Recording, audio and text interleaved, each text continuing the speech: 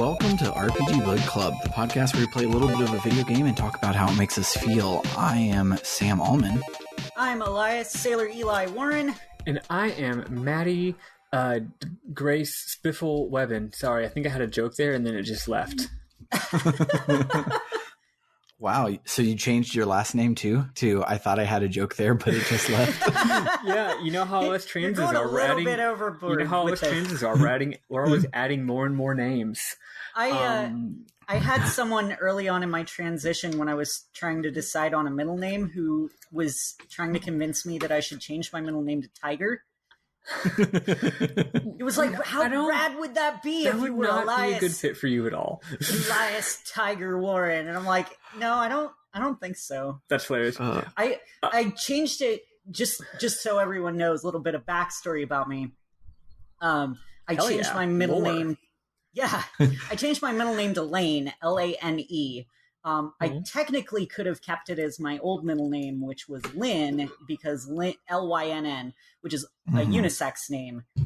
But I wanted to make it a little more masculine sounding. I almost went real nerdy with it and spelled it with 2 L's to be like the World of Warcraft Lane Rin. But I decided against that. Probably That's great. Best. And also, you'd have at least you some asshole in your life, probably me, would always say it as Yane. Oh yeah, exactly. Yane. Some pretentious douchebag, Maddie. Also, fun fact: I feel like here's as good a time as any to share this because I just thought of it. TBH though, any advice for any transes out there listening to this? If you're thinking about name stuff, one of the best pieces of advice I ever got from my dear friend Amber Autumn, who told me to tell y'all hi. She doesn't actually listen to this podcast because she doesn't really play video games, but she said to tell y'all hi. So whatever. Hi, Amber. Anyway. She told me wonderful advice. She said, look, you're making up your own name. There's no rule about how many names you can have. If you can't decide between 2 different names, just do both of them. It's fine. So she has 5 names because she kind of just kept thinking of good ones. But now it's official because she's done her name change and probably doesn't want to pay to do it again. So right now I'm at 4. And I'm probably going to stick with 4, but also, like, she's got 5. Maybe I could think of a 5th one to throw in there. No, you got to think of 2 more. You can't let her one up you. That's too many. I know I just said there's no rule, but for me, that's too many. Anyway, that's my advice. That's my advice. If you got 2 different names you like, just go with both of them. Nice. Today we will be continuing. We'll be continuizing to be no good sellouts and talk about the 5th section of Chrono Trigger, which ends after the hella dramatic developments at the end of the Ocean Palace, which if you still don't know what they are, you should stop and go play the game because Eli can now attest this is a dramatic development at the end of the Ocean Palace. If you've already played the game or playing along with us, it really is the definition of you'll know it when you see it. If you're not playing the game along with us, then you'll find out what it is at the end of the episode. So fuck it, be patient. Yeah. Us settling out like this is cue for you guys to head over to ko-fi.com/rpgbookclub and vote on our Best of the Rest poll for year 2 and vote on whether we should play The Last Remnant, Shadows of Adam, Danganronpa 1, or Star Tropics 1 and 2. Last time I checked, Danganronpa was unanimously voted as number 1, so that's probably going to be it unless some people come from behind. But while our listeners go and vote, how was all of you guys' week? Hosts. I'm trying to think of what I did. I don't think I did anything. I'm just chilling in Cedar Rapids. I did finally get my Covey bucks. Oh wait, maybe that happened last week. Time has lost all meaning. Who gives a shit? Anyway, no. Yeah, I finally got my Covey bucks last week and a paycheck and all that kind of stuff. And in addition to all that, I've spent a lot of time doing scheduling and budgeting and like life planning and also job applicationing, also known as applying. And that's cool, actually. It's, like for a while I was in this sort of like crappy quarantine funk like everyone else, but now it's just like I'm getting a routine. I'm moving forward in all these goals. Is it kind of lame and embarrassing that I apparently can't have any drive or direction in my life and actually move forward on any of my plans unless I have a girl that I like who I want to live with and be happy? Like, if I can't just do these things for myself after doing them for someone else, is that kind of pathetic? Yes, but oh well, that's how it is. So I'm making, like thinking about having a relationship with someone and ways to benefit that relationship. You know what I'm saying? By like making more money in a better job or stuff like so that you can visit them more often. Crap like that. Anyway, I'm doing great. Also, I have coffee now. I was out of coffee for like a week, and now I have coffee, and I got a different kind of ground this time. I got coarse ground, which means I can do French press, and I haven't done French press in ages. So now I'm getting back into French press, and I like it, and I've had 3 cups of coffee today. You sound like it. Here's the thing. That's actually a normal amount of coffee for me, but I haven't been having that much since quarantine started. Because guess what? It's hard. It's more of a pain in the butt to make coffee when you're not in an office that has a Keurig. So I'm not actually wired. I'm more just like in a good mood. But yeah, that's me. Yeah. What about you, Eli? I am actually not at my microphone right now. I'm taking the cookie, so. I did fucking nothing. I genuinely cannot. I mean, I called all my maternal figures in my life yesterday. Well, I texted my sister, but not that my sister is a maternal unit for me, but she is a mother, and so I felt like I should text my sister at least and tell her Happy Mother's Day. But called both my grandmas, and they were both happy to hear from me. And I called my mom, and that was nice, and so it was a good Mother's Day that I almost forgot about. But I didn't, and that's the point. That's good. And I love my mom, and I love my sister, and I love my grandmas. They're all great. Nice. Yeah. Other than that, fucking nothing else has happened. It's been so, like, it's all just been, hoping that the Backstreet Boys reunion tour ends soon. Yeah. So the only cool thing that happened to me this week, and it's literally not even cool at all, but I mean, I've been on call at work, and I've felt like a big boy. Like, everyone trusts me to be in charge of everything, which is cool. But screw that stuff. I'm just kidding. The cool thing that happened to me. The cool thing that happened is I rented an ebook from the library when COVID started, but I accidentally got sidetracked by Final Fantasy XII, which is a really good video game, and I've been playing that in all of my normal reading times, so I didn't finish the book in the 3 weeks that they give me. But on my Kindle, the book is still open, so it hasn't kicked me off of it yet, even though I've returned it to the library. So I've had free book reading all day today, and I felt like I hacked the system, and it's been wonderful. You were in and out of the system before breakfast knew what ate it. Oh, hold on. So let's see. 10:43. That's our start to Homestuck reference for the week. There it is. Oh, also, I finally started reading Homestuck 2 again. I had been there was an update like 2 months ago that it was one update that was one page, and it was just as much content that is normally in an update, but only on one page. So it was really long, took a really long time to read, and it kind of like burned me out a little bit. And so I hadn't read it in like 2 months, but I started reading it again, and it's really good. Homestuck 2 is great. Everyone should read Homestuck 2. But yeah, our lives are boring, so let's talk about people's lives who aren't boring in approximately a minute.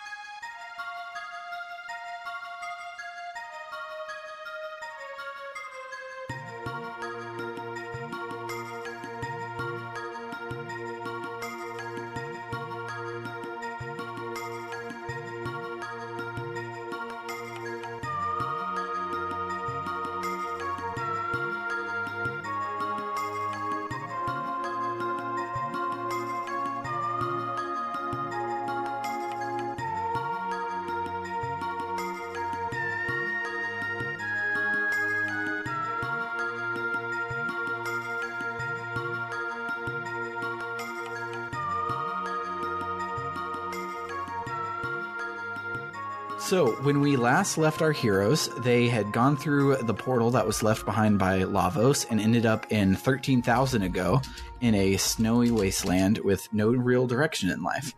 So, you can go to one of two places when it starts. You can go to Terra Cave or a building that's marked Skyway. I walked into Terra Cave first, did not see the door on the side because the sprite work, like the door wasn't obvious. I thought it was a dead end and I turned around and left. So I don't actually know what happens if you go to Terra Cave first because I didn't get farther than the first room. No, you can't. You can't go past first room. Oh, okay. Then I don't feel so dumb. Yeah, no, because if you recall, it's not a door. There's a ladder. The ladder is pulled up at this point. So yeah, there's a ladder that you can't climb because it's been like retracted, and later it's going to be down for a reason that is not explained because the game decided that you have to go here now. Okay, cool. So you make your way into the building that's marked Skyway, and when you go through, excuse me, I have like a burp that's not quite ready, so I thought it was coming, but it wasn't there yet. Is that foreshadowing for a battle later? That's disgusting. LOL. It is really disgusting. I'm sorry. I didn't have time to mute both microphones. Are you okay? Yes, I'm fine. Dude, that was like a really, really intense burp. It was. But yeah, so you make your way through the Skyway and you end up in a city in the clouds.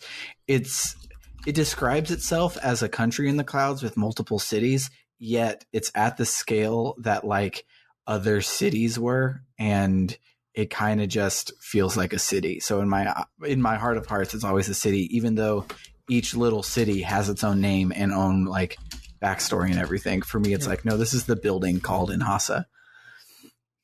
But the place is called Zeal. The kingdom is, and the first section we go to is called Inhasa, where they study dreams, and everyone there is a college-age stoner who took intro to psychology and thinks that they're so fucking deep.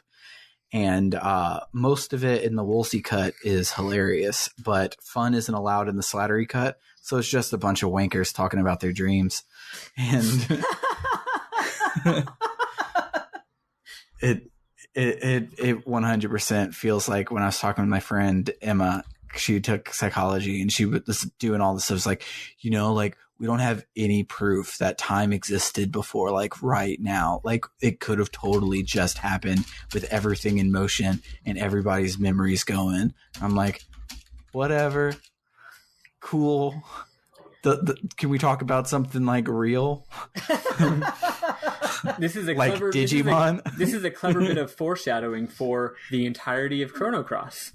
Yes, where everyone is a stoner who took intro to psychology. But it's different. They also have depression. True. There's a couple things we learn here in Hasa, where and we learn that there's a shrine to the sun to the north that needs a rainbow shell, which, if you remember, we got breadcrumbs to this quest long ass time ago, and but no one can. Gross. But we're just gonna comment on how gross everybody's fucking bodily functions are tonight. Apparently, I'm gonna cough on you. Now, what who's gonna fart into the mic? Who's gonna take one to the team and fart into the mic?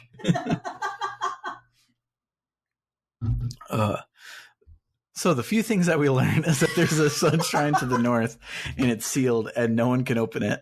And we also learned that the queen has been spearheading scientific advancement lately, and everyone in Inhasa seems to be happy. And you're like, cool, let's go check out the next town. But before you do, you run into this little boy who ominously says, "The black winds howl. One of you will shortly perish."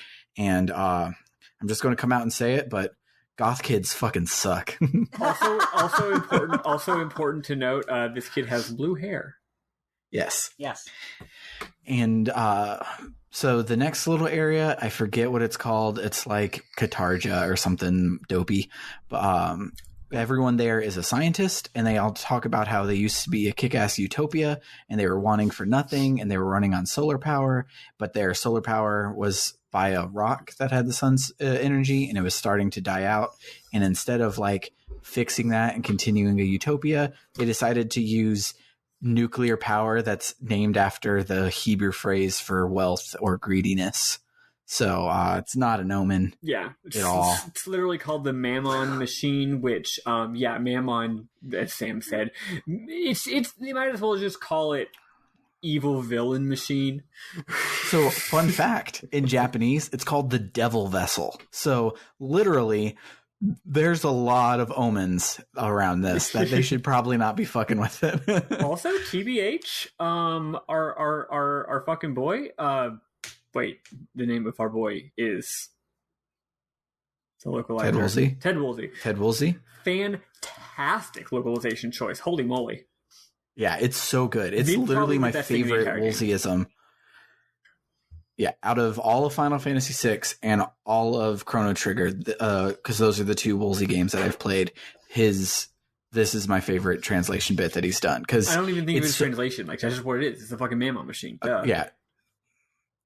Yeah, it's like, it's such an obscure Bible reference that nobody that played it probably caught it. But then if you look it up, it's so perfectly named. It's perfect. Like, it sounds like it works better in English because of this localization choice than it does in Japanese. Like, if they're going around being like, oh, it's the Mammon machine, and you don't know ancient Hebrew, because I think about 50% of the populace doesn't know ancient Hebrew. But if you don't know it, you're just like, oh, what a weird name for a machine. But if you're Japanese, you fucking know what the devil vessel is. Like, it's the devil vessel. You can't really get around it being called the devil. And so I really like that it's like a subtle foreshadowing here, which, as me and Maddie were talking off mic at length, this game is really good at subtlety, and this like adds to it, and it's fucking good. Yeah. I love it. Also, if you've ever been on any forum, like any Weeb or JRPG forum, there's going to be at least 10 people named Mammon Machine. It's just such a good phrase that people use it a lot. For example, AVB, wonderful writer and game designer AVB, her screen name is Mammon Machine, like on Twitter and shit, right? And her publication is called Zeal. But like, she's not the only person to think of that. It's pretty common because, again, it fucking rules. It's so good. Shout outs to our boy Ted. Yeah. Shout outs to Teddy Westside. So, while we're there in the Science City, we also learn that those with magic get to live in the paradise in the sky, and those without have to live in the uninhabitable ice age down below, because every utopia is a dystopia, no exceptions. It's true. And we also learn that the queen has two children, Shala and Janice, and Shala is a golden child, and Janice is a little piece of shit whose only friend is a cat. And also at this point, if you pay attention and notice the cat in the earlier scene, you do know that little boy from earlier with the blue hair, his name is Janice. That's the same character. So yes. And we also learn about the prophet, who has bitchin' magical power. And he's shown up out of nowhere and got real close to the queen out of nowhere. And she's doing everything he says out of nowhere.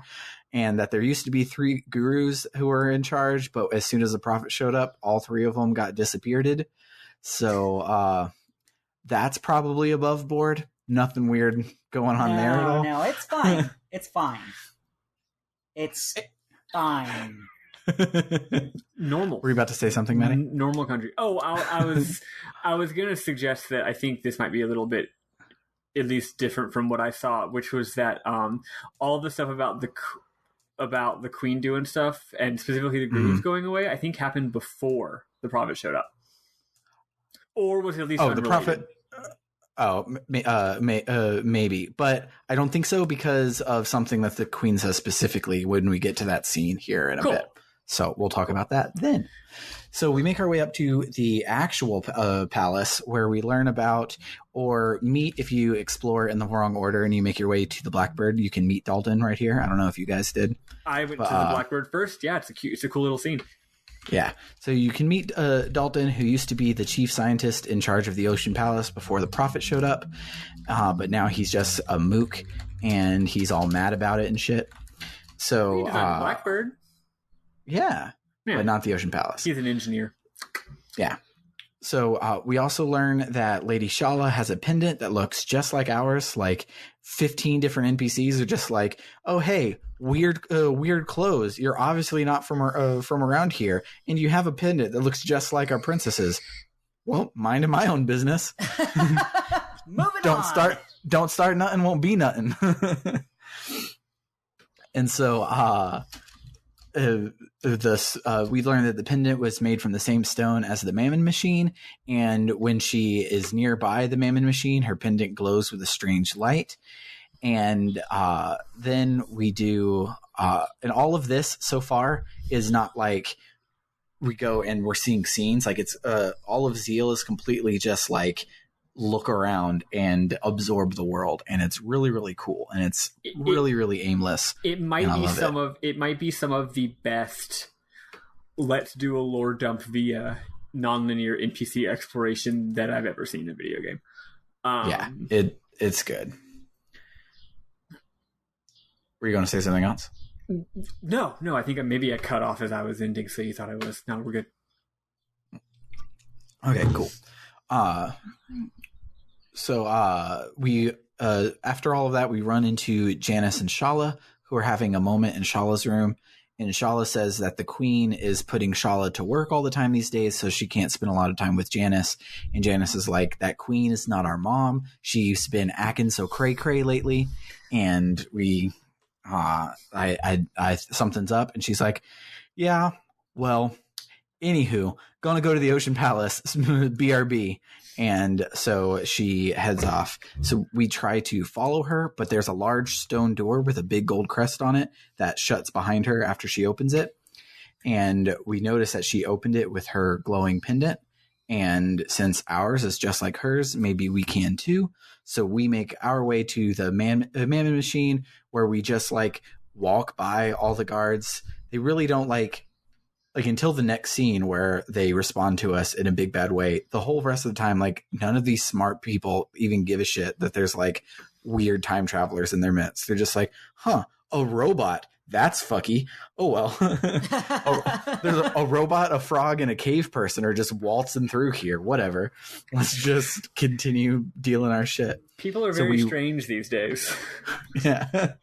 So when we get to the Mammon Machine, Marl's pendant, sure enough, gets all red and glowy. But again, no one seems to care. So we go through the door that Shala went through and finally get to meet the queen on her big, super tall throne, which is real cool looking. When we show up, the prophet says that we are the beings that he has prophesized about, and we're going to cause doom to all of Zeal. So the queen calls in Dalton, who summons a huge golem to fuck us up, and he succeeds. Dalton's a bitch too. Yeah, he summons a golem, and it fucking kills us like right away. You can technically win this fight on your first time through, but I doubt that any of us did. Yeah, did anybody win it? Very, very difficult to win this fight on the first try. Yeah, like it's tuned for like 5 levels higher than you are. Like after you go and do 5 levels worth of crap here in a second, you come back to fight it. And also its gimmick is really punishing, and they get away with that by teaching you the gimmick in this battle for you to then own it in the next battle. Also, I just realized something kind of interesting. A gimmick battle like this, like, you totally could beat this battle 5, even more than 5 levels under leveled, because once you figure out the gimmick, it is pretty easily cheesable at basically any level of you have to play pretty defensively, but you could do it. But here's the thing: who's going to do this fight more than once? Yeah, this is a forced loss fight, right? Mm-hmm. So the only way you would ever beat this battle is not just can you beat it? Because it's not that hard to beat. But you would have to figure out the gimmick and beat it on your first try. Because if you lose, it just continues with the plot. You're not going to reset your game and try again. So it's like even less likely that you'll beat it. You know what I mean? Yeah. It's cool. It's a really well used forced loss. Yeah. Like it's not super obvious that it's forced. So you get the like, well, shit, I fucking died. Oh, good. It was a forced loss. I'm supposed to die. Instead of like, oh, I'm fighting Bowser in the first 5 seconds of the first 3 Mario RPGs. I bet he's going to kick my ass, and then I'm going to have a whole RPG to do to go back and kick his ass again. Oh yeah. Also, I want to mention something real quick. This part of the game was to hear it be told according to like according to lore. This part of the game was nearly 100% written by not Yoko Taro, by the Yuji Horii? No, by the Xenogears guy. Takahashi? No, the other Xenogears guy, Chrono Cross guy. It's gone. It's an M word. Masato Kato. Anyway, yes, Masato Kato. Yeah, so Masato Kato was like obviously involved in the game in general. He was on the team, but like specifically from what I've heard, it's like no, every single thing that happens in the Kingdom of Zeal is written by Masato Kato, which is I'm just gonna say 100% noticeable. I just want to mention here, until we got to Zeal, we had never had a forced loss, and now we have one. So that's one thing that happens a lot in Xenogears that's happening here, and also a floating city in the sky. Ding, ding, ding. There's the second thing. Guess what? This counter is going to be like at 10 by the end of the episode. So we're at 2 so far. Yeah.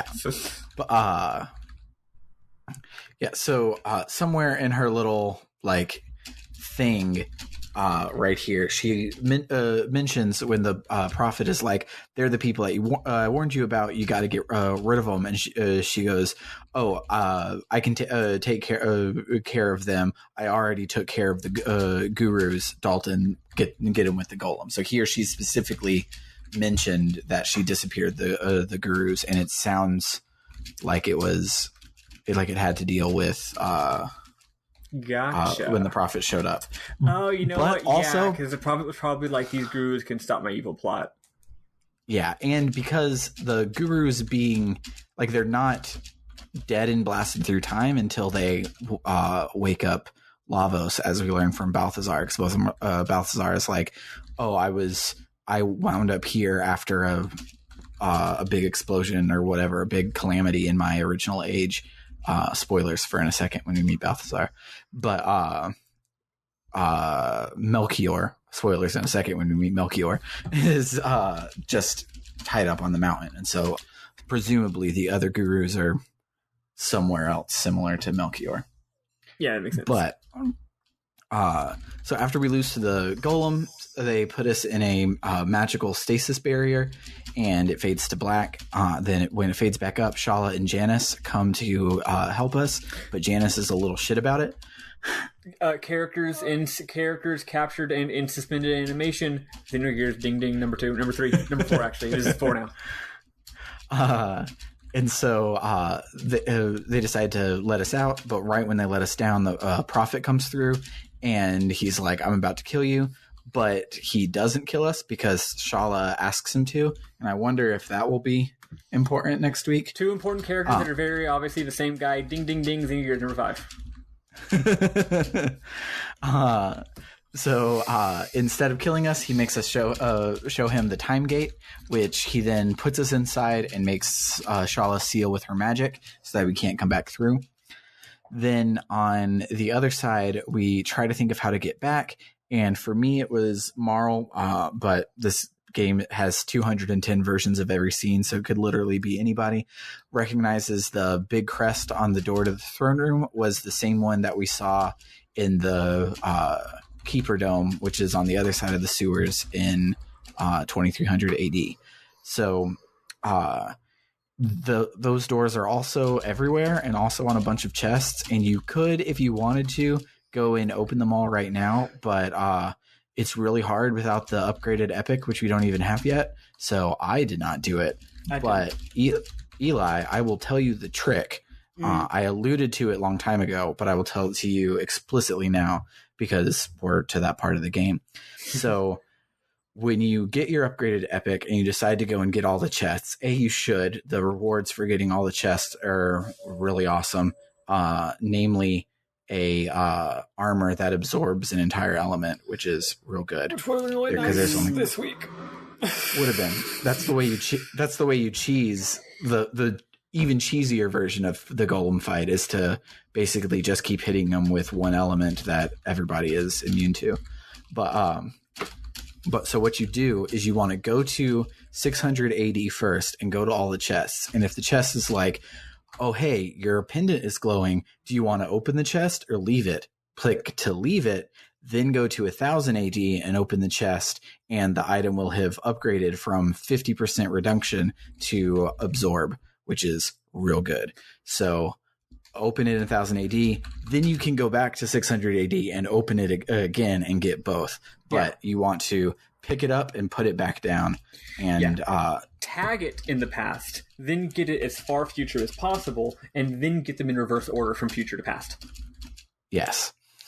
But I didn't do any of that this week. So instead, we make our way to the Keeper Dome, and we the old guy that was in there before is not there anymore. And so we make our way to the top, and we open the sealed door, and we find a cool egg-shaped time ship called the Epic. You can name it whatever you want. I called mine the TARDIS. I named it Plan X, as in the Planet Express ship. Nice. Oh, I do want to say, so you mentioned that the chests are a huge pain in the butt. There is, if we recall, there was also one more very conspicuous special door. It's at the very first dome you go to in the future, the Tran Dome, maybe, or the one that you first showed. Like if you go in the other direction, anyway, it's actually super duper easy to get to, and the shit in there is amazing. So I just want to recommend anyone go get it if they want to. I did do that because it's so easy. Yeah, I went and grabbed the stuff in the domes. Yeah, there's good shit in there. There's good shit in them there hills, but on your way back through the hallway to get to the Epic, there's exposition sparkles everywhere. They basically just sum up what we already know. They're kind of like we've taken the training wheels off for the past like 5 or 6 story beats. So to make sure that you actually know what's up, we're going to sum up exactly everything that's going on. And it also adds that Lavos survived 1999 and is currently at death peak in 2300 AD and is already spawning little baby Lavoses up there. And that sounds not good. So we go in and we get the ship and a new, which we haven't talked about on the podcast because they're not important. They're just little. They're the Moogles of this game, and they're fucking ugly. But I hate them. Yeah, I truly hate them. I am almost they make me really uncomfortable. I'm almost positive that they are all they're all like either robots or like artificially created creatures. I'm pretty sure they're all made by Zeal. Like Zeal, because there's a lot of them in Zeal as well. And anytime you see them, it's always something related to one of the, what are these guys called? Gurus. Prophets? Gurus. It's Gurus. always something related to a guru or something related to Zeal. So I'm pretty sure that in Zeal, they're what's the word? They're automatons? No, I was gonna say, well, I guess you could say they're golems, but not like the boss golem. Yeah, which is also a golem, but but like in the mythical sense, it is a golem. I'm pretty sure. Oh yeah, that's my headcanon. I'm pretty sure that Dalton made the golem, which makes sense. He's able to make a giant airship. He could probably make a golem. Anyway, yeah, I'm pretty sure the news are created as like assistants, with like no free will or anything, but they're like a little bit intelligent. So I'm pretty sure that's what they are, and I guess they can live for a long time. Yeah, and they look like Pac-Man from Pac-World for the SNES, and they're fucking gross, and I fucking hate them. I disagree. I really like them. I mean, they are like weird looking, but I think they're weird looking in a cute and cool and kind of mysterious way. They creep me the fuck out. They're gross. So, anywho, Anu comes in and says that he has the memory of Balthazar downloaded into him, and he installs some seats into the Epic, and we are good to fly through time and not space. It is a stationary time ship. You only can go to the same spot in each time period. And the design of it's so funny. It's almost like there's something missing, you know, like the design, it's just not quite balanced. It's like there should be something on either side of it. You know what I mean? Like some triangle shapes would really balance it out. So now that we have a time machine, we make our way back to 12,000 BC, and we try to march up that skyway and give them what for, but the skyway is blocked. So instead, we now make our way through Terra Cave, the first half of which is a town in the Slattery Cut. They're called the Earthbound ones, which makes me giggle because of Earthbound. They're the ones who are always emailing Reggie every fucking day, like, when's Mother 3 coming out? When's it coming to the West? Yes. When? Yeah, they're the Earthbound ones. But the NPCs there all basically just hammer home how fucked up it is that Zeal kicks out all non-magical people. And they mention that Melchior is the name of the Guru of Life. And if you're anyone that's not made out of pure concrete, you've put together, oh, I remember Melchior. This is cool. And so you learn that he's imprisoned in the Mountain of Woe, which is at the other end of this cave. Called the Mud Beast Den in mine. It might be called something different on yours. But it's a 3-screen dungeon with precisely 3 fights. And it's one of the hardest fucking dungeons in the game. Like, it fucking beat the shit out of me a lot. It was rough. I don't recall at all. What was in it? So they're just 2 force fights with mud beasts that have a shitload of defense, and they hit like trucks. And then the boss is the red and blue mud beast with the little Digimon master next to him. And the red and blue ones are weak to ice and fire respectively. So it's not that hard if once you take one of them down. But the mud beasts up there know X strike, and they use it as a counter.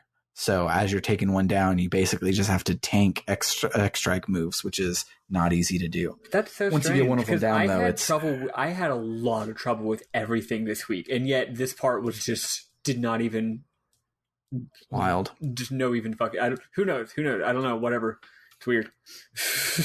maybe you got lucky. Maybe I just picked a better party comp, but I don't even remember what my party comp was. Yeah, maybe so. But I know I didn't have Luca, so that's probably why I was getting my butt kicked.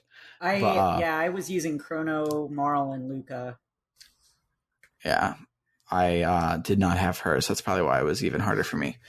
But after that dungeon, we have a longer one on the Mountain of Woe, which is also not very interesting, and it's much easier. I'm back to one-shotting the whole group every single fight. But at the end of the Mountain of Woe, we see Melchior's prison. But before we can free him, Giga Gaia comes out. He's huge. He's got multiple parts to him. He's got phases. He's got funny emoticons for a face. He's awesome. But his torso looks like the head and shaft of an uncut penis, and I can't unsee it. And I can't take him seriously ever again. He's a motherfucker of a boss.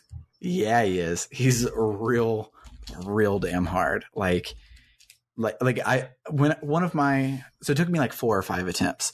My first and second attempt, I got like pretty close, but I was still like figuring out the mechanics and trying to build a strategy. So then I decide on a strategy for my third time, and he just like takes me down in 2 moves, and like I get into a JRPG spiral on my first turn, and it's not enough to get out of it, and he just kicks my ass.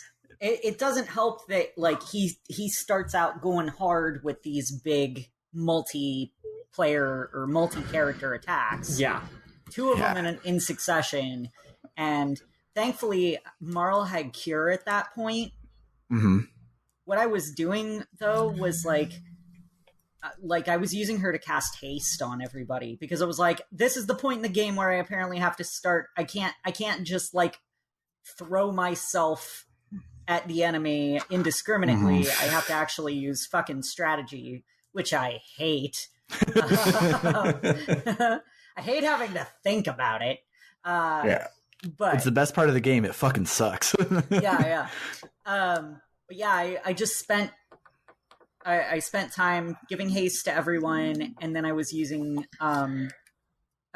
Flame Sword with Chrono and Luca, and on the first hit on the arm, and then I would use Ice with Marl, and that would be who'd we lose?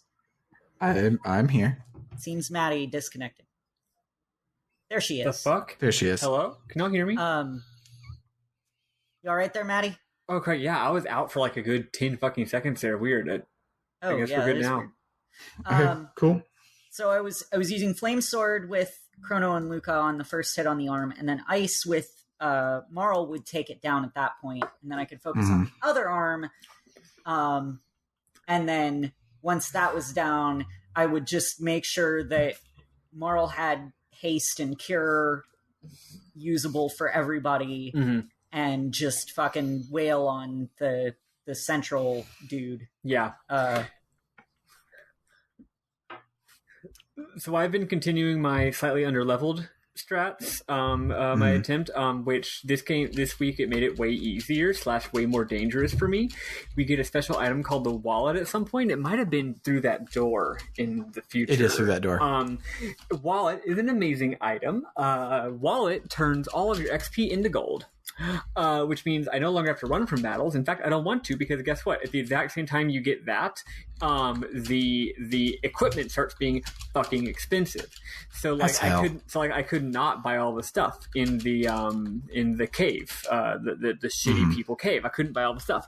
So it's like, damn, I need to make money. Also, I like to get to be underleveled because I don't know, it's a fun thing to do to punish myself. So 2 birds, 1 stone, right? So I went through like all of Mount Woe with the wallet equipped. I did not unequip it until I got to the boss. Anyway, I was way underleveled, and like you said, Eli, the boss has 2 all attacks.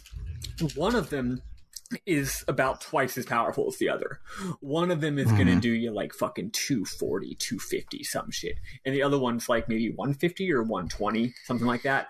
And if it does the second one, the stronger one, and then the weaker one, and then maybe the stronger one again because he's fast as hell, then you're just fucking dead. Also, if you're me, you're playing with Frog and Ayla, which means, and you're not going to change your party because you're stubborn, so your heal all is a dual tech, and it also only heals everyone for a while. Oh wait, no, sorry, Frog has the pretty good heal all. He has a heal all, but it only does like 100 because I was also in my party. And so I was like after I would survive, I would need to do Slurp Kiss, and I wouldn't be able to like do it in time. Like Ayla would come up first and I'd be mashing that A button, but I wouldn't get to it. And then he would do his next turn and do both moves, and I'd be This is the first time in wrecked. the game. This is the first time in the game I've actually to turn down my speed and put it on wait. Maybe I just turned it down. I think I put it on wait for the next boss. Anyway, I know I did that earlier, but that time I did it earlier, I actually beat the boss by slowing down my speed, and then later the game crashed and I lost my save and I had to fight it again, and I didn't turn down the speed that time, so it doesn't count. Anyway, here's the strategy with this guy. If you're having a lot of trouble with it, it's actually really interesting. And y'all didn't mention this, so maybe y'all didn't figure it out, or maybe y'all just thought it wasn't interesting. I thought it was interesting. He has 2 hands. He can only do the all attack if he has both hands. It's actually a dual tech between the 2 hands. Either of the attacks. It's not like each one hand does one and one hand does the other, right? So here's what you do. You use a combination of all attacks and single attacks to get them staggered. So say you get one of the hands at 30% health and then kill the other one. Well, once the boss brings back that hand you killed, guess what? The one you didn't kill is only 1 hit away from dying. So if you stagger them, you're literally always only 1 Falcon slash away. Falcon Strike away. So literally use a Falcon Strike, one of them is dead, the other one's now at 50%. Then it comes back, use Falcon Strike. Now the other one dies, and the other one's at 50%. And once I figured that out, the boss was actually pretty easy, and I felt really smart. Nice. That does sound like a way better strategy than my scream and sweat. Yeah. Is how I did level up a little bit after I finished grinding, and then went all the way back to the village to get better equipment to get all the maximum level equipment. After I'd finally figured out my strategy and got all the best equipment, then I did still have to go back through Mount Woe to get to the boss, and I unequipped my wallet for that little trip. So I had a little trip of access, and I think I gained like 1 level, which probably helped a lot. So yeah. But now I'm back on that. I'm back on my bullshit. Nice. So after the battle, we free Melchior, and he doesn't recognize us. So this is Melchior of the past. And he tells us that using the Mammon machine to take energy from Lavos will probably awaken him. So we need to go to the Ocean Palace to stop him. And this is actually where I stopped taking notes because I had to put my kid to sleep a little bit ago. So I don't remember the exact mechanism to get from Mount Woe to the Ocean Palace. I just know that we crashed Mount Woe into the fucking ground. Like, I don't think I even mentioned Mount Woe is not a mountain. Mount Woe is a rock that is floating tied to a chain to the earth, and it's real cool looking. Yeah. I think it's probably the same kind of earth that Zeal is. Like, it's a chunk of Zeal. That's why it's floating on its own, but it's being held down. Yeah, you actually climb up the chain. They kind of do the same thing with Mount Gulg in Final Fantasy XIV. It's like this floating mountain that's kind of like just kind of anchored to the ground. Yeah, it's really cool. Very, very cool. Yeah. So we crash that into the ground, and Melchior is like, go and stop him at the Ocean Palace, and we do. I don't remember if he teleports us or we find a way there or what. It doesn't really matter. There's actually a whole ass scene here with Scala. I don't remember that at all. There's a scene with Scala, yes, here, where I forget exactly what the deal is, but she's like, "Hey, I'm sorry, I think she just maybe meets up with Melchior or something. Maybe she noticed that the mountain fell down or something. She kind of just explains all the stuff that you just said, and then she said, "But they need me." She says they need me specifically, and I'm not going to do it. I'm not going to go back. I decided to defy my mother, right? And then Dalton shows up and kidnaps her. Right?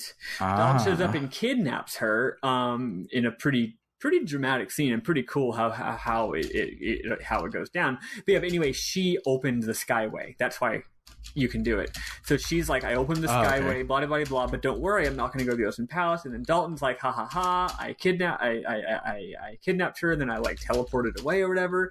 And so now you have your big mission. In fact, there's even like super dramatic. Oh, and I watched the scene twice because that boss we just talked about, how hard it was. I had to fight it twice because of a problem, because of a RetroArch issue, or I had to beat it twice rather. Luckily, the second time was a lot easier than the first time. But anyway, you actually get a really epic moment where they're like, "We're going to be heroes," and it plays the main theme of the game, which I think that's the first time in the game it's done that. It's done like a "Let's go be heroes." Again, they're tricking you into thinking this is the end of the game. Right? Because it plays the main theme of the game as they all say, let's go be heroes and fucking kill Lavos, or at least stop the thing by fucking up the queen and rescuing Scala and blah, blah, blah, blah, blah. It's cool as shit. Yeah, so then you just go back to Zeal the normal style way, and when you're going through all the towns, everyone says the same shit. Yeah, nothing new. So, yeah, you make your way into the Queen's chamber, which one of the NPCs earlier said that's the teleporter that takes you to the Ocean Palace. Yeah. So you run up to the Queen's chamber, and who's waiting on you but Dalton? And Dalton whinges about having to be on guard duty, and the Prophet gets to go and be all cool and explore the Ocean Palace or whatever the fuck. So... he then is like, your history. So we kick his ass real quick, real easy. He only has 3,500 HP, and my Falcon Strike was doing like 900 plus.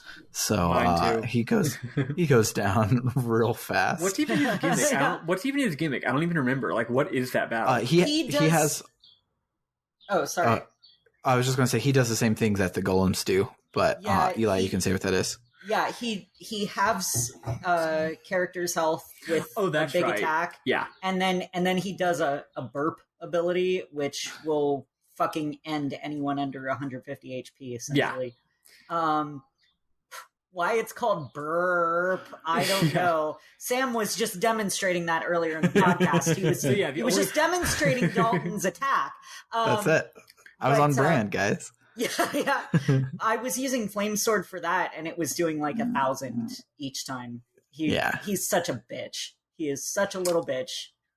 I just realized another interesting little not a callback, but just another funny little parallel is, hey, a boss that only uses Dimmy and therefore is like fundamentally impossible to lose. Although in this case he does use the burp at the end, but like literally all he uses on you is Dimmy. Hey, that was the first boss of Final Fantasy X. Yeah. Oh yeah. But so we take him down real easy, and he's like, God damn it, I can't be beaten now. Mm-hmm. So instead, I'm going to summon 2 golems. Oh no, he doesn't do that here. No, this is later. That's at the end of the Ocean Palace. Yeah. I thought that happened here, but no, that's at the end of the Ocean Palace. No, he just runs away like a big fucking pansy. Yeah, he runs away like a bitch, and we go. This is where he says it. This is where he says my favorite line. I was going to save it for memorable moments. Go for it. Fuck it, I'm going to say it now. Best villain line ever. You got lucky this time. Bye bye. Bye bye. That was one of mine as well. It's quite good. It's so good. It's amazing. So we get to the Ocean Palace. And when we're in there, we see Mune, and he's like, some bad shit is fucking going down in here. I got to get the fuck out of here. And there's one more very important thing. I'm sorry, one more very important thing. In the big dramatic "Let's Go Save the Day" scene, Scala gives you, or maybe Melchior gives you a special magic knife. It is called, I forget what it's called, but it is made of the red. The ruby knife. It's a ruby knife, and it's made of the same stuff as made on a machine. You might also be like, wait, red rock? That's interesting. Maybe anything that's red is associated with Lavos, basically. Anyway, I'm going to be talking more about that later because I think it's cool. So you have a red knife. You can't equip it, which is a shame because I bet it does hell of damage because no one knows how to use a knife in your party, apparently. And they'll be damned if they're going to figure out how to use more than one weapon. So it's just in your inventory, and you're going to use that later. Also, I think there was one more tiny little detail. It's just because it actually ends up, it does be important in a really cool way. Well, whatever the other thing is, I guess I forgot it. Whatever. Yep. Me too. So, so we see a scene where the queen is like, let's crank the Mammon machine to 11. Shala, you do it. And she's like, no.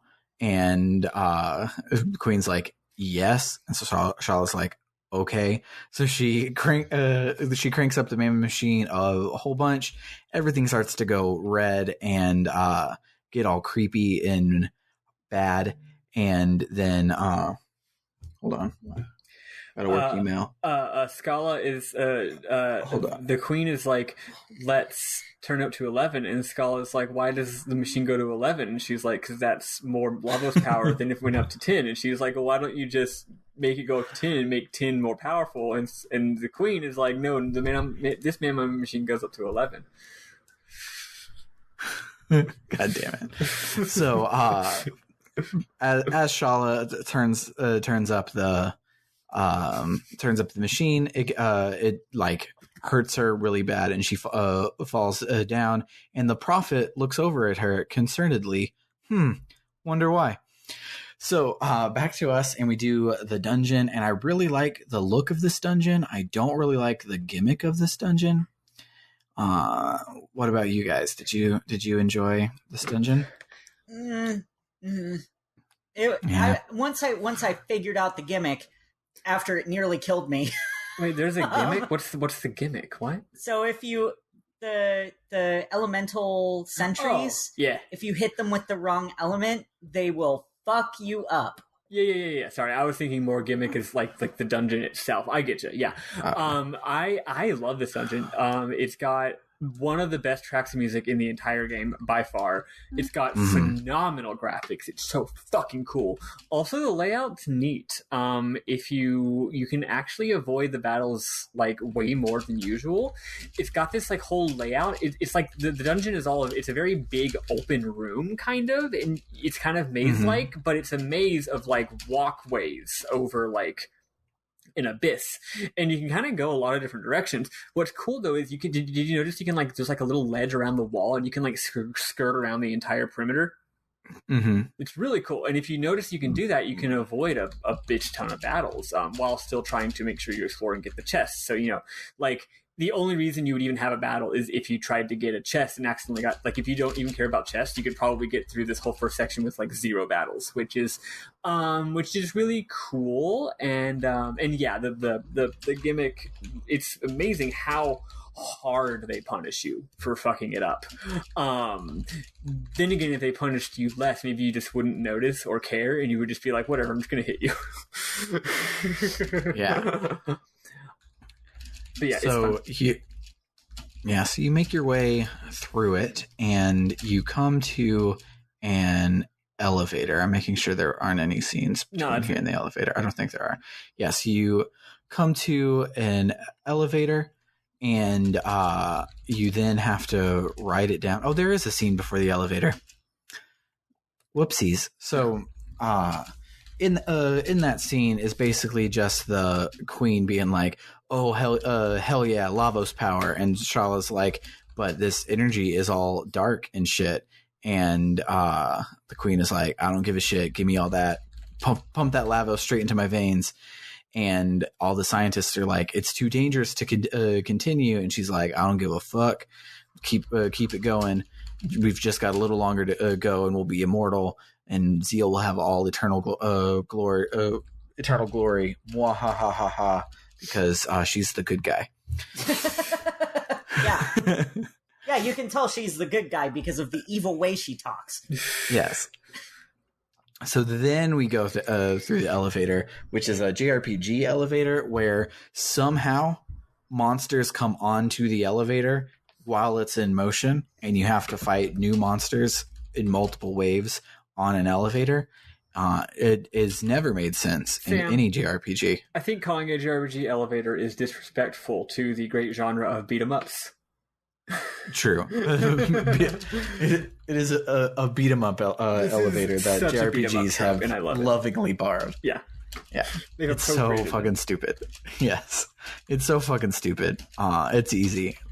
Like, all of them are easier than the normal fights that you're in the regular dungeon. I just wait for they all like are melee dudes, so they like run at you, and I just wait till they're all in the middle, and I Falcon Strike all of them, and they're gone, and it's easy. Falcon Strike is so fucking good. It's so good. So then we have the second part of the dungeon, which revolves around flipping switches to turn statues to make hidden pathways show up, which is cool. It's not long. It's not hard. Then we show up and we see Dalton again, and he's like, "Oh, now I'm really going to fuck you up because I'm going to bring in 2 golems because you fought one and it kicked your ass earlier. So now here's 2 of them. And if you don't learn the gimmick, you still die in like 1 turn over and over again until you figure out the gimmick." It took me a long time to figure it out. I had to look it up because I got my ass handed to me constantly. So their gimmick is they only attack with the element that you last attacked them with, including physical, as a hidden 5th element. So what you can do is one of 2 things. You can attack them with water, and then keep attacking them with water constantly because they only know Ice 1, and Ice 1 does like 20 fucking damage, and you can get through it like that. Or you can make every person use an all move of a different element every single time their turn is up, because when you change their element, their ATB resets. So then as long as you keep changing their element, they can't get in any attacks, and you can take them down. But they're also otherwise very fast. I was not able to swing that strategy. Your ATB speed is probably higher than mine, because it was real easy, and I had time to spare. I actually had to slow down because if I didn't slow down, I would get my first 3 turns out of the way for too long, and I'd have too long of a wait, and they would get an attack out before I would do the next one. But yeah, so if you don't do that, their physical attack, which if you have Ayla, you'll be using Falcon Strike because they're in a line. Their physical attack hits for like 400, and if you use Lightning, their lightning attack is Lightning 2, which hits for like 300, and they just hit real hard, real fast. So the only way to even like put a dent into them is to figure out one of their cheesy strategies, which is actually kind of cool because you die against them the first time, and I like it. Because you fight one and it's a forced loss, and you're like, wow, that's hard. And then you fight these 2, and you probably die your first time, and then it says game over, and it's like, no, I believe in you. You can do this, and it's kind of cool. I like it. Other than that, though, you kill them, and their final move is going to be one of my memorable moments, and I love it. But so after you take him down, Dalton is like, I guess I'm going to have to kill you myself. But then everything goes red, and he's like, shit, it's Lavos' energy. So this isn't good. I don't want to die before I'm immortal, which is how that would work, Dalton. If you're immortal, then you won't die. So the only time you would die would be before you were immortal. So he then leaves and teleports out. So we get to run up and go to see the Mammon machine. And we're like, Shala, we're here to save you. And the queen's like, nah, we're going to awaken Lavos. Everything is cool. The Mammon machine like bitch slaps Shala, and the prophet runs to her aid. And the queen is like, Shala, control the machine. And Luke is like, Chrono, take the knife, stab it into the machine. And so you do, and it becomes the Mass Immune, which is real cool. Massa and Mune show up, and they infuse it with even more power, and you drive it into the Mammon machine, and it's super kick-ass, and it destroys the machine, but it's too late, and Lavos shows up, and we're now in the final fight of the game. We now get to fight Lavos. How did you guys do in this fight? Oh man, it was real tough. I couldn't beat it. I don't know why. Yep. I guess we'll just have to stop talking about this game because I cannot beat this boss. Yep. Yeah. I beat it. It was really easy. And so then it took me to the end of time, and I got to meet all of the developers that said, holy shit, you're really good at this game. How the fuck did you beat Lavos right here? You are now the official 5th member of the Dream Team. Welcome to the hardest to get ending of Chrono Trigger. And you get to meet little pixel versions of Hironobu Sakaguchi and Yuji Horii and Akira Toriyama and Nobuo Uematsu. Yeah. If you beat the game right here, you get the developer ending, which is I've never gotten before or even watched a video of it because that's not a thing that I bother doing usually. But it's just too hard. One thing I really appreciate about this game is that they don't cheat. Lavos has precisely the same stats he's going to have later. Yeah, which I love. Which means it's really cool. He wipes your entire party in literally the first move. Yeah, it does like max damage. You get fucking owned because you're only halfway through the game. But everyone gets destroyed on this LP. I'm looking at. He does over 1,000 damage to each person. Yeah, they're just. That's approximately how much it was to me. Yeah. So as we all die, the prophet warps in, and he's like, "I've waited long for this moment." And he whips off his Wizardmon hat, and it's Magus underneath, and none of us saw it coming. It wasn't painfully obvious foreshadowing, and it's not like all of us were shoved through a time portal, and then suddenly there are 8 new people around, and 7 of them are in your party. Wonder what the last person could be. But Magus is like, I've waited for this moment so I could kill you myself. I swore I would destroy you no matter the price. So I'm going to beat the shit out of you. And it like his power just like dinks off of Lavos and doesn't fucking do a goddamn thing.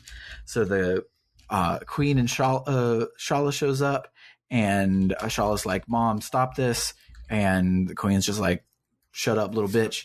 And blah blah blah blah blah. The Queen blasts the shit out of Shala, and she's like, "Prophet, you lied to me, but come and face me and Lavos together." And Magus can't do shit, and Lavos instead drains Magus's energy, and basically just gets his ass handed to him. So the whole party, including Magus, are laying down like dead on the floor. So the Queen starts to gloat, and is like, Lavos is going to destroy everything, and it's all going according to plan. So Chrono stands up, and everyone else is like, "Chrono, what are you doing? How do you have any strength left?" And Chrono says, "You forget, I'm Goku. I always have a little more strength where I somehow am stronger when I'm about to die." That's JRPG boss logic. The boss is always stronger in his second phase. Yeah. If the bosses can do it, why can't the hero? Yeah, and so Lavos starts charging like this beam, and you can see like where the beam's going to blast and like kill your party. And the game lets you play and lets you walk around and do your shit. So you can talk to everybody, and they're like, "Chrono, how the fuck are you awake?" And you can go and walk up to Lavos and the Queen and stand in front of the beam, and Chrono just fucking gets dead. He just gets fucking destroyed. Fucking vaporized. He gets fucking like owned like a little bitch. All right. So first off, I at first, when I said in the host chat that I think I know where the big moment is. This was after Magus was like, "I've been trying to defeat you, Lavos." And I'm like, "Oh, hey, that's a big deal," because we thought Magus was a bad guy. And then suddenly Chrono just gets fucking evaporated. And I'm like, what? It was a fucking shit. What was my boy? Albert. It was an Albert moment all over again, except it happened to the main fucking character. Yeah. Yeah. Not Albert. Lavitz. Lavitz. Yeah. This It's a Lavitz moment all over again. Yeah. I was telling you the same earlier off of the host in a private chat, and I was saying, main character death, not main character, but important character death is obviously one of the oldest trick in the storytelling books, and in RPGs, it's not too uncommon to have a party character die, but weirdly enough, it's shockingly rare to have the actual main character die, to the point where I literally could not think of another example, at least not another example that doesn't happen at the end of the game. Yeah. I could not think of another example. Yeah. I was just like, what? I spent all this time giving him power tabs. Yep. What am I to do? Because I was like, all right, so that boy's prophecy probably means someone is actually going to die. And it's going to be like Marl or something, and it's going to be a character I really love.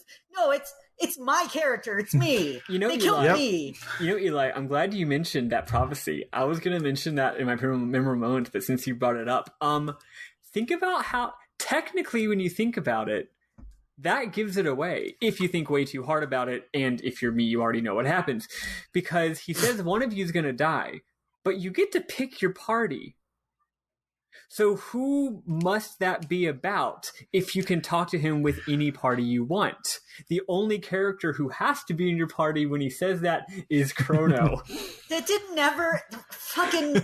Oh, of course. I didn't think about that either, but I'm saying in retrospect. This fucking broke my brain. It broke my brain. Yeah. My brain is broken. Broken forever. Never coming back from this. To quote, did you see the time knife, Eli? The time knife? Oh, no, you're like Cheaty. It broke you. Y'all watch... Sam, I watched The Good Place. Okay, I'm like, one of you gets that fucking reference. I haven't. Oh, Eli has just learned about Jeremy Bearimy. Yes. That all Tuesdays are on the dot of the I and Jeremy Bearimy. I've been meaning. Yeah, I've been meaning to watch that for a while, but it's really good. I've seen GIFs of it and stuff, and it looks really good. But yeah, our main character just fucking dies, and you've gone through a great tragedy, but yet you still must go to the school the next morning. I mean, this game is full of timey-wimey bullshit, so I'm kind of expecting that he may come back at some point. Don't tell me whether or not he does, but I'm also expecting to be really disappointed when I find out he doesn't come back. So either way, like, I'm preparing myself. So I'm not going to spoil it. But I will say, because it's kind of necessary, that the heroes do attempt to bring him back. That's next week's play. I have to tell you that, otherwise you don't know where we're playing to. I will not tell you if they succeed or not. Yes. Okay. But great. Yes, there is a quest. He comes back as a zombie and he eats them all. I'm expecting that now. There is a quest where they're like, we gotta get Chrono back. Yeah, which I'll explain more of when we wrap up this scene and talk about next week. This is definitely the world of ruin from Final Fantasy VI, where from here on the game is non-linear and largely optional. You could turn right around after this for this like hour of play we have next week. You could turn right around and go back and fight Lavos and win and end the game, and that would be an ending to the game. There's a lot of cool side quests and shit that make the game really awesome that we're going to be doing, but so I'll have to do at least light spoilers for the last half of the game. But like this could be the end, which is bizarre and awesome. So so we all the whole party gets teleported back out to the throne room where like they're all like safe and away from Lavos, and Shala is like, let me use my pendant's power to send you to safety, but I'm going to send you to the surface. So she does, and we all get teleported away, and Shala stays behind in the Ocean Palace, and we see a cutscene of Lavos breaking through the planet like he will in 2300 AD, and him breaking through the planet sends off big explodey lasers that just slice Zeal into fucking pieces, and it explodes and it crashes down to the ground, and there's no more flying continent. There's a really cool SNES graphics like tsunami, well, that I really liked right there. But you wake up in Terra Cave, and the Earthbound ones are like, fucking the two of you at this point are all that there were. There was no Chrono, so Chrono's dead, and you're like, shit, this sucks, and it lets you save, and that's where we stopped for the week. Probably was a little bit more of a telling you the next place to go, but basically you just wake up and everyone's dead, so you save your game. And yeah, it's heavy. So before we go into memorable moments, because this game is completely like non-linear from here out, the next week we are going to be playing the next linear bit of gameplay that has another dramatic scene and another twist. Sorry, Eli, the twists don't stop coming. Oh, God. So there's another Game is so twist. twisty. There's another twist at the North Cape that you'll obviously know what it is. I mean, there's a chance if you're heartless that you won't realize it, but knowing Eli, you'll probably know it when you see it. But it happens at the North Cape, and so after that part, it's then up to you to do what you want. What we're going to do is try and save Chrono, and that involves going to Death Peak that we mentioned earlier. So do the little bit of linear, and then try and get to Death Peak. And if you're ever lost and you're like, I have no idea what's going on, I will gladly spoil. This quest is a little fucking obtuse, real hard to do, to just figure out. But talk to NPCs, see what's going on, see if you can do it. But we'll be here to tell you where to go because it's dumb. I will give I will give one major hint. First of all, I'd rather you get spoiled on what to do by us than get spoiled on a twist by an FAQ that you were looking at accidentally. But anyway, I will say in this next part of the game, don't get me wrong, there's some obtuse bits, but the start quest of the starting point of every quest, it's actually not too hard, because if you talk to the guy at the end of time, he gives you hints. So the guy at the end of time will be like, something interesting is happening in this general location in 600 AD, and that's like, oh, that's the quest head, right? So that is your, I would say that's your go-to for what to do next. But other than that, but just thought I'd throw that out there. But if he if his hints are not good enough, please ask us and don't Google it, because there are still some twists ahead that I don't want to be spoiled for you. Yeah. But let's listen to that kick-ass Ocean Palace music and talk about our memorable moments.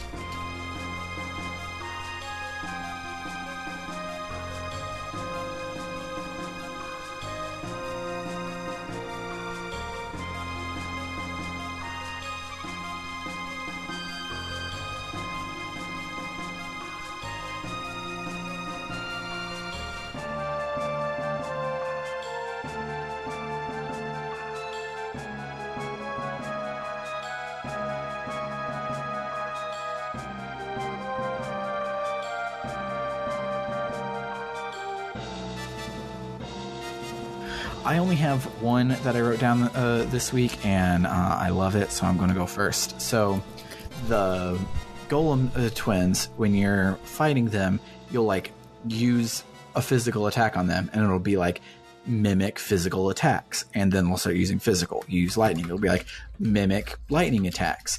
So when you kill them, it says mimic Dalton, and they do the burp move that Dalton does, and it's fucking great, and I love it. It's just so silly, but that's the main one that I had. There's the caveat to me saying that's the only one I have. Every single line of dialogue in Zeal in the Ted Woolsey cut is magnificent.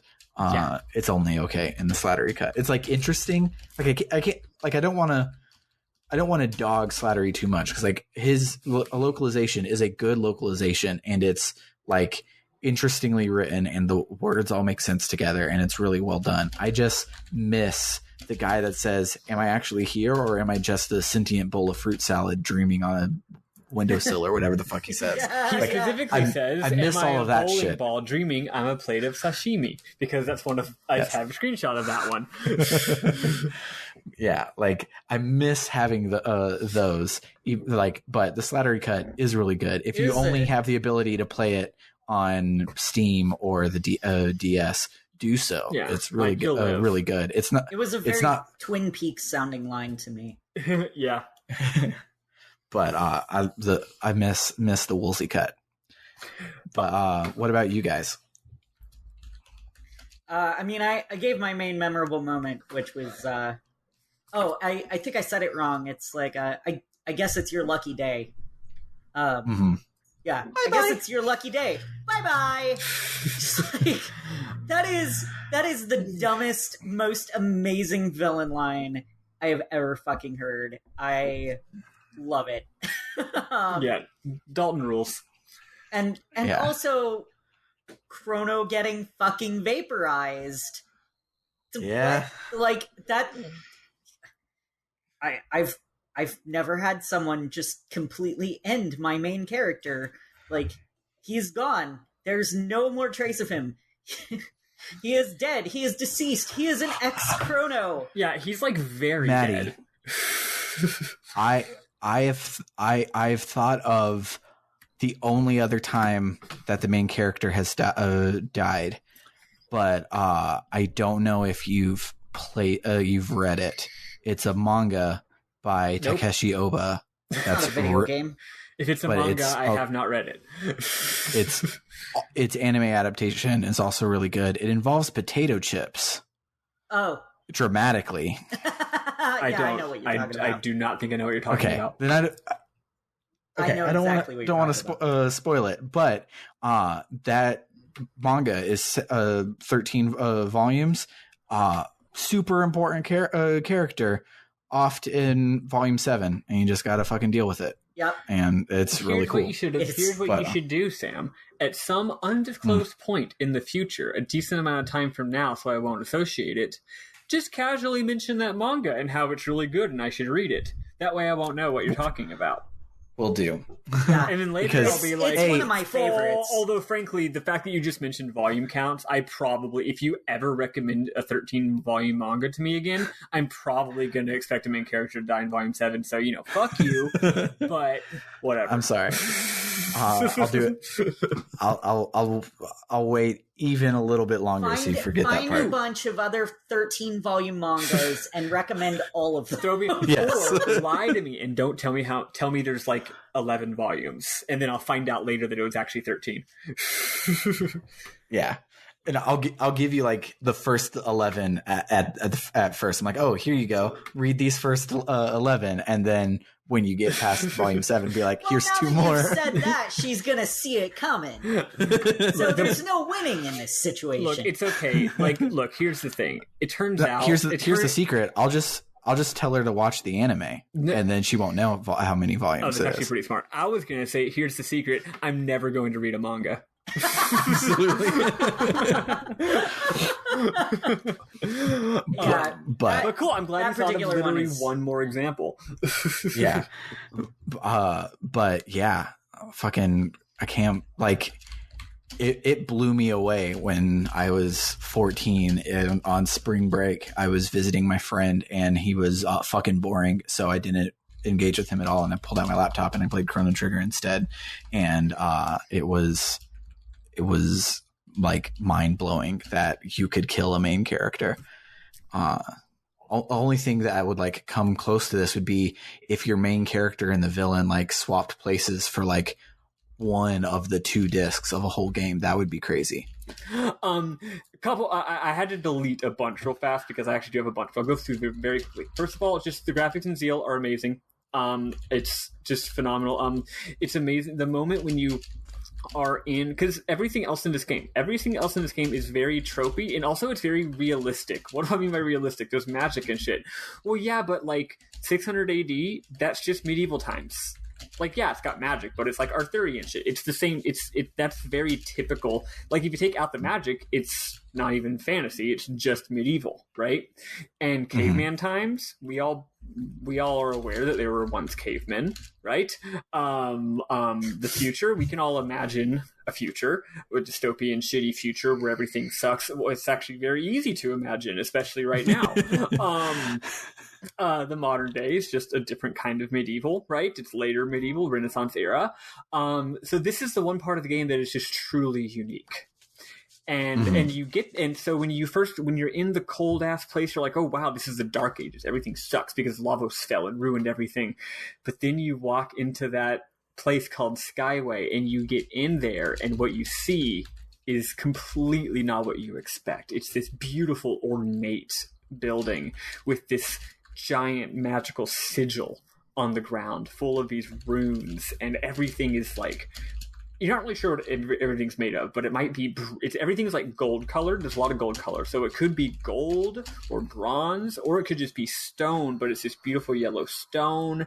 Everything's purple. Everything's like purple and yellow. Like everything is super secondary colors. And it's just an amazing moment. And it's a very inauspicious way to be like, fucking buckle up. Fucking buckle up, kiddo, because this game is about to kick it into high gear. Yeah. Don't worry, I'm not going to go slip through everything. Zeal in general is amazing. I'll skip past the sashimi part. There's a fucking throwaway line by the sashimi character, actually, his next line, where he turns into a, what do you call it, little plushie, and he says, little Furbies. "Do you believe in fate? Which means our lives are all predetermined." Here's the thing: that sounds like something a random person who's high would say. I forgot to get a picture of the response here, which is a shame. But your responses are like some form of yes, some form of no. It's yes, no, and it doesn't matter. We don't have time for this. Which is hilarious.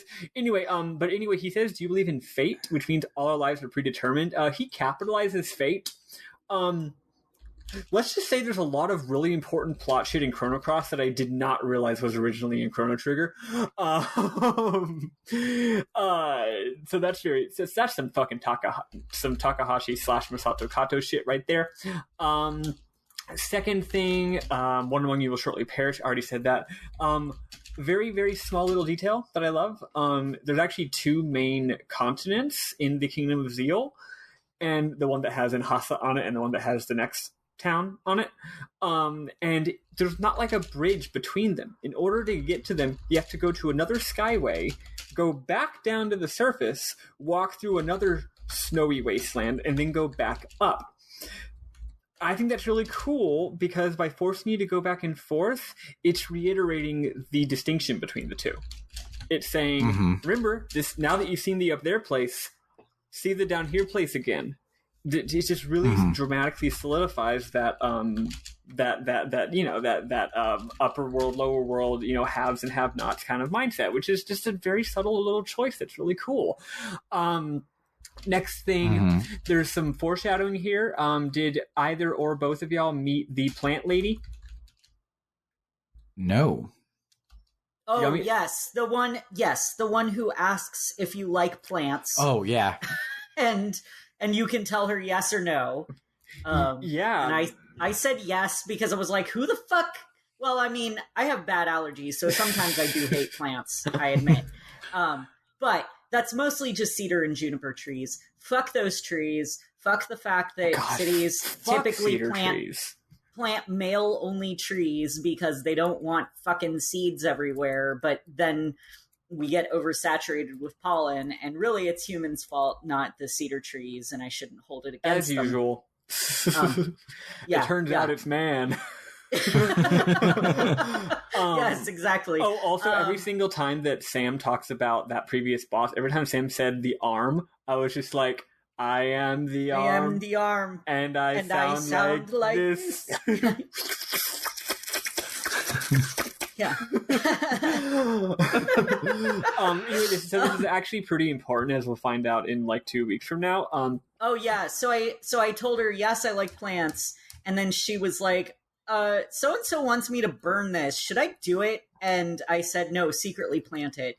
And I don't know if that is good or bad, but I was like, you did the right thing. Fucking okay, great. I was like, don't burn the tree. If you hadn't, I'd be very upset, actually. Not like actually, but you know what I mean. It would be a big bummer, is what I'm saying, because of fuck that tree. But anyway, I forget the exact deal, but basically, like, she accidentally like mutated or bioengineered a magical tree that can cure the environment. And the Queen Zeal this is what she says, and Queen Zeal tells her to burn it. Queen Zeal is like, you created an abomination, burn that thing, and you tell her not to. And then she says something like, you're right. I love trees. I'm gonna secretly plant it. And then she says, if I'm reborn, I hope it'll be in a land full of green forests. This seems very reminiscent of that character that really loves trees that we have already seen elsewhere in the game. This is one of the side quests that we're going to do later. So I think it's really cool. It's cool how it starts here. It's cool how inauspicious it is, and also it's very important. And it's my literal favorite thing about the entire game. That this side quest. So heads up. Let's see. I'm almost done. Only a little bit more. I'm not going to talk about the bazillion things that I love about the Kingdom of Zeal. I will say I love how it's so player directed. I love the slow burn of you slowly learning about. So you've already heard the word Mammon Machine a couple of times, but it's not till almost at the very end of the exploration period that if you talk to a certain NPC, he goes a step farther. He doesn't just say, the evil machine that's ominous is going to bring prosperity. He specifically says, beyond here is the hall of the Mammon Machine. The incredible energy of Lavos pervades it. So they wait for that reveal. They wait until you've already been hearing about the Mammon Machine for literally 3 towns worth of NPCs before they drop that reveal that the Mammon Machine is harnessing the power of Lavos. And this is all just NPC dialogue. It's not a dramatic cutscene. It's so fucking good. And then just lots of amazing tableaus here. The whole thing where the game goes into a more side-angle view to get some cool 3D graphics. There's the Mammon Machine room. There's the Queen's Throne room. There's the place where you fight against Giga Bowser. There's a shit ton. Like they repeat this trick over and over and over in this game, and it rules so hard. And finally, a cute little line from what's her name? Luca, my favorite character in the game, whose name I forgot. Luca has a wonderful line if she's in your party when you finally get to the Mammon Machine. Everyone says they're dramatic lines, right? There's a lot of parts specifically this week where every character says a dramatic hero line, and at this point she says, "It's a pity, but I'll have to turn the machine off." Like she yells at Queen Zeal, "It's a pity, but I'll have to turn this machine off," which at first I thought, oh, she's being sassy, she's being snarky. That's a really cute way for her to be sassy, like, hey, sorry. But then I realized, no, she's Luca. She's bummed out because this machine fucking rules, and she probably would love to investigate it and research it and learn about it because she's a engineer. But she's like, man, it really sucks. We gotta destroy this machine, guys. And that's it. That's all. I'm going to limit myself to that for the week. And yeah, this game rules. This game whips. I have one final one that I just remembered, and it's super stupid. And I should have let it end on Lucas thing, but instead I'm going to do a real dumb one. Oh yeah. So love it. One of the new that's around Zeal is like, God damn it, my back is so itchy. Could you scratch it for me? Important. So you help him scratch it. And so you scratch his back, and it, like an item tooltip pops up. And this is like, you got the secret of new back scratching. And oh yeah, I fucking love it. You think it's stupid now? Just wait till it turns out that's a critically important piece of information, and it gets even more stupid. Gotta love it. But that will do it for the week. As always, if you like what we do here, consider donating on our Ko-Fi at ko-fi.com/RPG Book Club, where you can vote on our Best of the Rest 2020 bracket and decide what game we play next. And if you want to just hang out with us, you can find links to all of our social media on our website at www.rpgbook.club. And please come and hang out with us in our Discord and on our Twitter. Our Twitter, I basically just retweet JRPG related memes at this point. But our Discord is always bumping with really good discussion, like basically always, and it's awesome. But next week we will be stopping after the side quest that culminates at the top of Death Peak. So if you do not know what that is, you can join our Discord and ask us for spoiler-free hints, and we will point you in the right direction. But like Maddie said earlier, talk to I almost said his name. Talk to the old man at To the End of Time, And whoa, you almost spoiled the shit out of that, apparently. Sam, yep. I would have been so fucking mad because I've been avoiding that. Yeah. So talk to the old man at the end of time, and he will spoiler, he will give you hints. Yeah, he's not Chrono's dad. Yeah, talk to Chrono's dad if you get lost, and he'll point you in the right direction. He's gonna be so sad to find out his son was evaporated. Actually, that's my headcanon now. He is Chrono's dad. Yeah. So talk to him, and if you still can't figure it out, come talk to us in the Discord, and we will help you. For the love of God, do not Google where to go next. This game is, if you do not know where to go next, don't Google it, because this game is such a part of the JRPG canon that everyone assumes that you've played it, and the spoilers will just be fucking out there. Look, I've avoided spoilers for 25 years. Actually, this is I know that we're supposed to be like done, but this reminds me of a very interesting anecdote that I think would be a nice place to sign off. I swear it's a very quick anecdote. Okay. The very quick anecdote is that I played Final Fantasy VII for the first time in like the year fucking like 2004 or some shit, or maybe 3. It was around the time Advent Children came out. Even though I was already a big Final Fantasy fan, I didn't have a PlayStation, so I couldn't play it. Then I found out that it was on PC and immediately fucking bought it, even though that version is bizarre and bad, but also I love it. Anyway, point is, I somehow managed to go my whole life without being spoiled on the big thing, on Aerith fucking dying in Final Fantasy VII. I don't know how I managed to do that. I was a forum kid. I was on fucking forums. I had managed to avoid spoilers from the big spoiler Final Fantasy VII. I don't know how.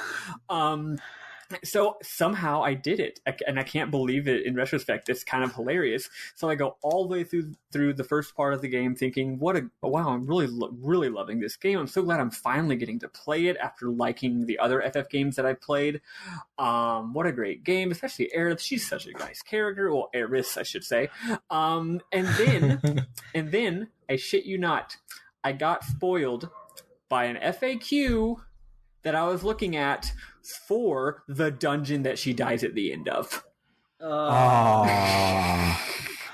Damn. I was just I was just not thinking, and I had scrolled ahead, and my eyes saw something, and like down to the fucking wire.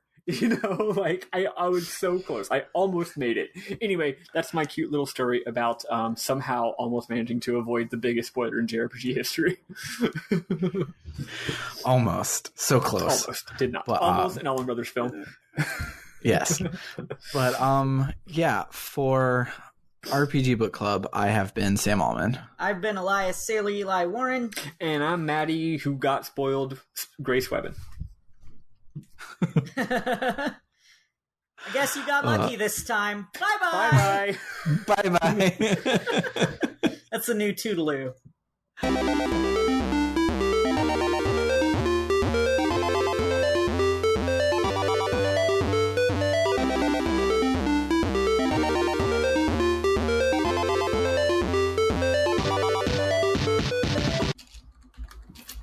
You know what I get stuck in my head a lot?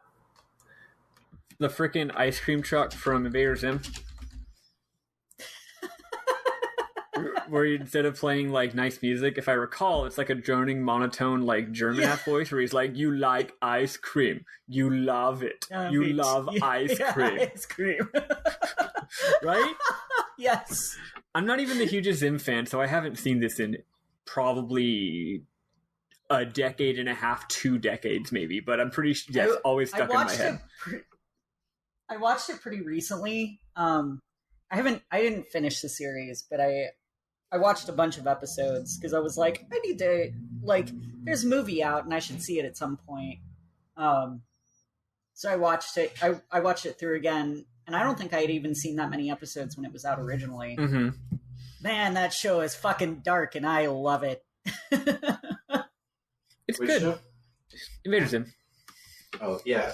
Invader Zim is in a weird place for me where, I watch it and I'm like, man, this is real good and I really like it. But then, anytime I try to, show it to somebody, I feel, so embarrassed by it. Like, I feel it's tapping into the guttural 14-year-old that is inside of me. I understand that. I understand that feeling. And I'm just like, I don't know if it's actually good, but I like it. And the world doesn't exist outside of my own perception, so it's great. No, it's pretty good. I think it was. I mean, I do think in many ways it was. I mean, it's a product of its time. I don't know if it's an enduring, just all-time classic canonical work of fucking animation or whatever. But like, also it came out almost 2 decades ago and is a show for preteens, and it does fucking whip. Yeah, it's post 9/11, right? I don't know. Pretty sure it's post 9/11. I remember friends in 5th grade talking about it, and they were friends that I met in my GT class. And my GT class I moved to after 9/11, so it was at least partially post 9/11. I'm pretty sure. I'm pretty sure I don't really remember anything that happened before I was 10 years old. So, yeah. Fun fact: the world was created perfectly as it is, as it was at the time when you were 10 years old. So that's why. That's true. Yeah. The world doesn't exist when before we're 10. Every time someone turns 10, resets the clock, and the world just starts over. Interesting, Sam.